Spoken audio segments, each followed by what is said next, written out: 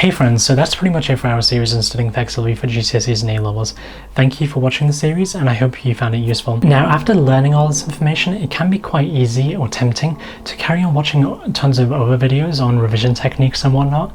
But like I said in the first video of my series, this series has covered probably 90 to 95% of the key ideas that you need to know when it comes to studying effectively. Sure, you could spend hours upon hours trying to cover the remaining 5 to 10%, but in my experience, the final few percent is rarely worth the effort that you're putting in, because it takes just so much longer to achieve, and often you will rarely learn anything new or more valuable. There is no secret technique that you have to spend dozens more hours looking for.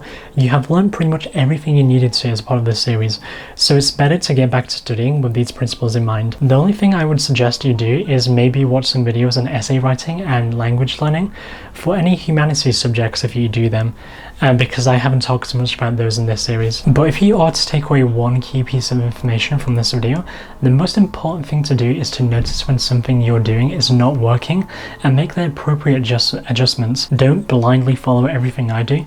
It's more of a guideline for you. Sure, you can start off doing everything I do, but if you notice that, hey, this part of Ray's system is not working for me or is not working for me effectively, then try and think about why and try to fix it. But whatever you end up changing about the system, make sure your studying is based on the key principles of active recall and spaced repetition, because as we've established through the evidence, that works for everyone and is really effective for helping you study effectively. And do remember that it's quite easy to fall into old habits, especially as studying becomes more difficult, but try not to.